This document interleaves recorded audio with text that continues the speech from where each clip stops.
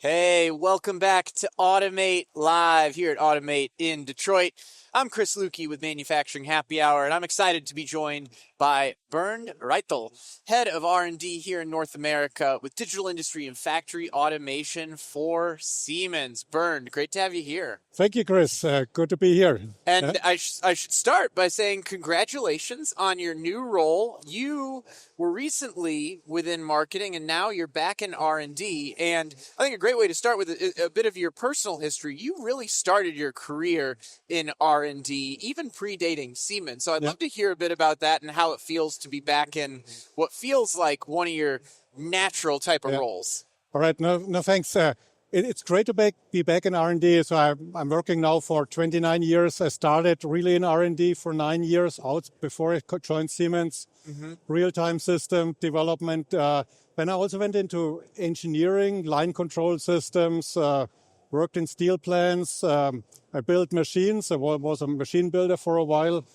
And so when I joined Siemens, it was in product management, responsible for a 1500 system in product management, really for the innovation from 300 and 400 to 1500 and tier portal, all of that.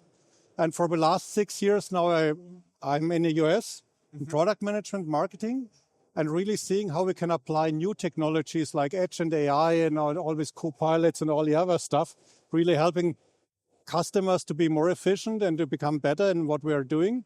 And it's for me now really exciting to be back in the R&D because now I can use all the knowledge that I gained here in the US, all the customers I saw, all of that feedback, take it back directly into R&D and help for us to create better products here in the US. So, and we have an R&D center. Siemens has an R&D center for PLCs and all of that in the US since 92. Took it over from TI, and colleagues developed the S7200, the 7200. I think overall by now we sold around 25 million of these pieces of PLCs for the global market. It's all developed here in Johnson City, Tennessee. And we are also looking now at VPLCs and Semantic X, IT-like engineering, basically the next generation of PLCs and engineering, how we can do the next step. So I'm really excited to be back and take all the knowledge about the customers here in the US also back to R&D and see how we can create products in the future. Well, let's talk about applying technology to solve problems, like you just said. You know, as I understand where you're focused within digital industry and factory automation, beyond the technology, and you highlighted some of these, you're helping customers improve time to market, be more efficient with their time, make existing factories more efficient. Let's dive into that last one first. From a digitization and automation standpoint, how are you helping make existing factories more efficient? Maybe if you have some, specific or general examples to share, that can help paint the picture. Right. So really the first step is to make existing factories better and more efficient. And then there was also a recent study where we saw that the average tenure of a worker from 2019, it was still 20 years as an average tenure of a worker. Now, after COVID, many people retiring or quitting or looking for different jobs, it's 3 years. So workers overall have less experience in a factory. So the first question is, how can we help these workers to be more efficient, to reduce the downtime and operate a machine more efficiently? And this is where really all the data comes in, the IT-OT convergence, using edge devices to collect data, contextualize data, and then also feed data into large language models, for example, into Copilots. And these Copilots, in turn, can help the workers to be more efficient and better and make better decisions at their production line and with what we're doing. So this is really the first step. You don't have to change your plant, don't have to rip out anything, but on top of it, you use new technology to improve your existing operation.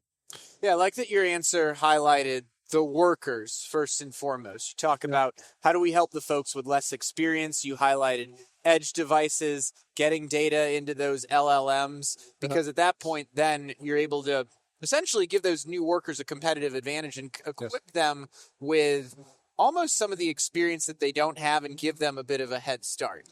For sure. This is really going to help them to be faster, to get up to speed faster, make better decisions. And I probably also like the job more because we just have some support while we're working. The learning period is not as long. They're not like the apprentice for such a long time. Yeah. And then they really can work on their own and they get more confidence because we really know what we do and we know we have some support in and really optimizing the machines and running a plant or machine in the best possible way. Well, I know frontline workers, frontline leaders will continue to be a through line in our conversation. But my next question is, we started on existing factories.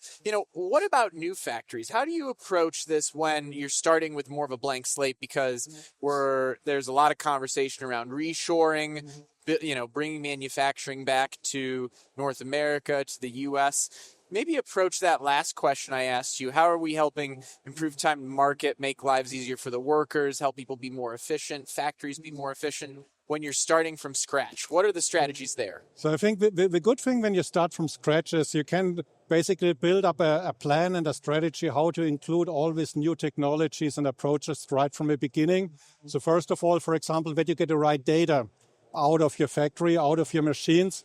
If you have an existing factory, you have to look at all the data points. You have to collect the data points. If you build a new factory, then you can build all of that in. You can integrate all of that right from the beginning. And like I said, reshoring also means, from my point of view, it means doing things differently. If we try to do everything the same way we did in the 80s or 90s, when basically manufacturing went out of the US and then also out of Europe, well, then it's not going to work. So we have to change things. We have to be quicker in adapting factories and changing factories. And this is really where also the digital twins come in. And that's also where robots come in to a big degree. What you see here at Automate, really to come up with a different setup for a factory that allows you to be more agile when you see changing customer demands here in the US. But you can also adapt your factory much more quickly and it doesn't take as long as it did before. Yeah. Yeah, I recall during our conversation before the interview, I think you said, I could only imagine what I could have done had I had digital twins when I started my career. So when I, in the 90s and early 2000s, was doing commissioning, engineering, programming of machines, was always you got a plan and you got an Excel list and you got an idea what the machine looked like. And the first thing you realized, first it took longer to build the machine. The end date was still the same. When you saw the machine and it looked different. So you had to adapt your program. All the good ideas you had before, you had to change. And then of course, also optimizing a machine later on, you can only do it when you see the real machine, when you're working with it. With a digital twin of a machine, I could have started optimizing the throughput, optimizing the movements of a machine right with a digital twin in the office. I don't have to sit somewhere in a production environment where it's loud and noisy. And when it's also like you come to a factory, you think it's a short thing to do. You come in at 8 and you leave like at 1 at night. Yes. So this is like, I think, what everybody experienced. And so that also could have avoided that. That would have saved so much time and trouble with all the simulation possibilities that are out there today. Just to come up with a good solution, a good program before you actually come to the machine. And in turn, it shortens the commissioning time. It maybe shortens the downtime of a factory if it's just a new machine in an existing line. And again, makes the operation more productive and you get more output out of it. Yeah? Well, what I like about your reflection on your own career is it goes back to your conversation where, how do we help workers that are coming into manufacturing with less experience? And I think a real tangible way in this case with digital twins and how they help accelerate commissioning is that there's less likelihood that they're going in at 8 a.m. and then leaving at 1 o'clock in the morning, right? There's a higher likelihood that they've knocked out some of those challenges or hiccups in advance, and they're getting out at 4 p.m., 5 p.m. that day. That would have been awesome at that time, that to get out right on time. I think that very rarely happened for me, but this is really the goal, to test a lot of things up front with digital twins, with simulation, and really have a confidence when you go in. You know it's going to work. You make your changes. You test it on a real machine, but you're already very confident. And when you can go out in time, and you still can spend the afternoon or evening with family and friends. And No, great example. And one thing you also mentioned that resonated was you mentioned that reshoring means doing things differently, like leveraging digital twins, like equipping the next generation with new technology. Let's shift this as we get to the end of our conversation to some actionable advice. We talked about, what do you do for a large factory? What do you do for a new factory? What advice would you give for how do you start small? What are the areas where if you are just getting started with digitization and automation, how do you start small? So I think the very first thing is to really look at what is the problem you want to solve, and maybe also which problem do you want to solve first. And then maybe do not pick the biggest problem you have. Pick something where you think like, okay, that's something you can swallow, where you can take on, that you can really solve in a let's say short time or a fairly short time, and start with that, gain experience, learn from it, and then you can build on it, and then you can basically do your next steps afterwards. And for the workers with collecting data with edge devices, that could be one part where you start with one machine, collecting the data, getting it into a large language model, or maybe just collecting the data already helps you to get enough insights out of it, and then you put it in a large language model later on.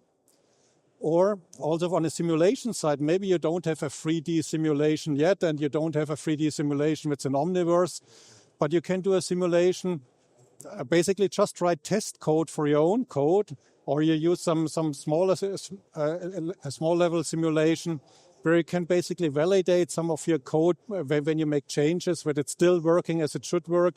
So there are also ways to start with simulation, small steps first, and then later on to expand to a 3D model with a machine that's running in real time with all of it. So start small. Really think about the problem you want to solve. Don't think about the technology at the beginning. Really think about the problem you want to solve, and then choose the right technology in the right way that fits for you and fits to you to start implementing the first step.